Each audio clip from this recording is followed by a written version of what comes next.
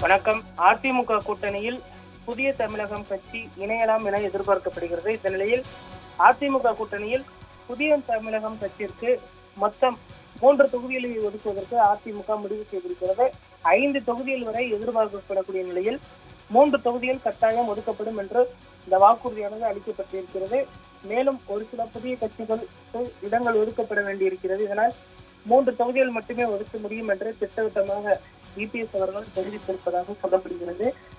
குறிப்பாக தென் மாவட்டங்களில் இருக்கக்கூடிய தென்காசி உள்ளிட்ட அந்த தொகுதிகளை ஒதுக்குவதற்கு தற்பொழுது பேச்சுவார்த்தையானது நடைபெற்று வருகிறது. ஏற்கனவே ஜான் பாண்டியன் கட்சி கூட்டணியில் இணைந்திருக்கக்கூடிய நிலையில் அதே சமுதாய வாக்குகளை வைத்திருக்கக்கூடிய தேவேந்திர குல வேளாளர்கள் வாக்குகள் பெரும்பான்மையாக தென் மாவட்டங்களில் இருக்கிறது. அதை அறுவடை செய்வதற்காக தற்பொழுது கிருஷ்ணசாமி அவர்களையும் கூட்டணியில் இணைப்பதற்கான அந்த பேச்சுவார்த்தைகள் துவங்கி நடைபெற்று வருகிறது. இன்னும் ஒரு சில தினங்களில் இந்த கூட்டணி ஒப்பந்தமானது கையொப்பமாகும் என எதிர்பார்க்கப்படுகிறது. பாமக உள்ளிட்ட கட்சிகளுக்கும் தொகுதி பங்கீடு இன்னும் செய்யப்படாமல் இருக்கிறது. பிரதான கட்சிகள் இரண்டுமே இன்னும் தொகுதி பங்கீட்டை முடிக்காமல் இருக்கிறது. அதே போன்று இன்னும் வேட்பாளர் அறிவிப்பு உள்ளிட்ட பல்வேறு முக்கிய விஷயங்களும் அடுத்தடுத்து இருக்கிறது.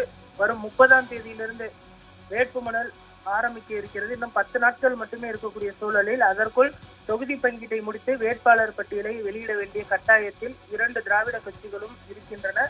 அதே போன்று இன்னும் தாவேகா உள்ளிட்ட கட்சிகளும் வேட்பாளர் பட்டியலை வெளியிடாதது குறிப்பிடத்தக்கது.